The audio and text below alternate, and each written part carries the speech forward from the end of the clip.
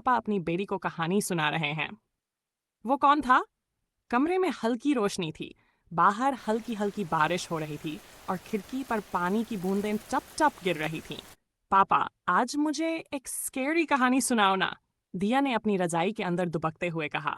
पापा मुस्कुराए। ठीक है, लेकिन डरो मत, समझी?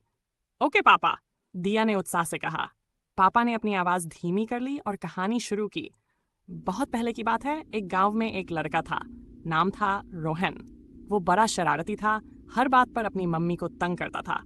उसकी मम्मी उसे हमेशा समझाती थी, रात को लेट मत आया कर वरना वो आ जाएगी। अरे मम्मी, ये वो कौन है? रोहन हंसते हुए कहता।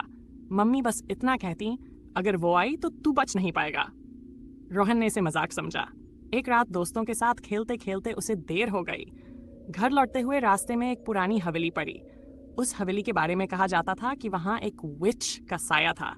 अरे ये सब बकवास है, रोहन ने खुद से कहा और उसी हवेली के पास से जाने लगा। जैसे ही वो हवेली के गेट के पास पहुंचा, उसे अंदर से किसी के चलने की आवाज सुनाई दी। टप टप टप। उसने सोचा कोई जानवर होगा, लेकिन तभी उसे एक फीकी सी आवाज सुनाई दी। रोहन रुको। रोहन के रोंगटे खड़े हो गए। उसने तेजी से अपने कदम बढ़ाए, लेकिन आवाज फिर आई। रोहन, तुम्हें तो मेरी बात पर यकीन नहीं था ना? रोहन ने घबराकर पीछे देखा।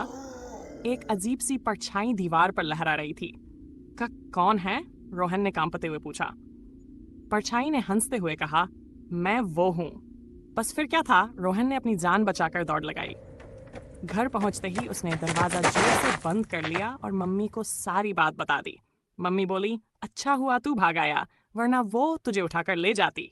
उस रात के बाद रोहन ने कभी देर रात घर लौटने की हिम्मत नहीं की। पापा ने कहानी खत्म की तो दिया ने आंखें बड़ी बड़ी कर ली। पापा, ये तो बहुत डरावनी थी।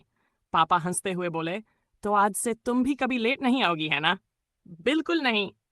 दिया ने सिर हिलाया और रजाई के अंदर मुंह छुपा लिया। गुड नाइट बेबी, पापा ने कहा। गुड नाइट पापा। और हाँ, लाइट ऑन छोड़ दो प्लीज। पापा मुस्कुराए और लाइट जलती छोड़कर बाहर चले गए। जैसे ही दरवाजा बंद हुआ, दिया को लगा कि खिड़की के बाहर कोई परछाई खड़ी है। दिया रुको। दिया का दिल तेजी से धड़कने लगा। उसने घबराकर अपनी रजाई सिर तक खींच ली।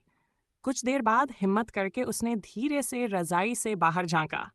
खिड़की के बाहर कोई नहीं था, लेकिन कमरे के एक कोने में उसे हल्का सा अंधेरा हिलता डुलता नजर आया, जैसे कोई छुपा हो। डर के मारे दिया दौड़ती हुई अपने पापा के कमरे में गई और उनके पास जाकर चुपचाप लेट गई। पापा ने उसे देखा और हल्की मुस्कान के साथ उसकी रजाई ठीक कर दी। गुड नाइट, दिया,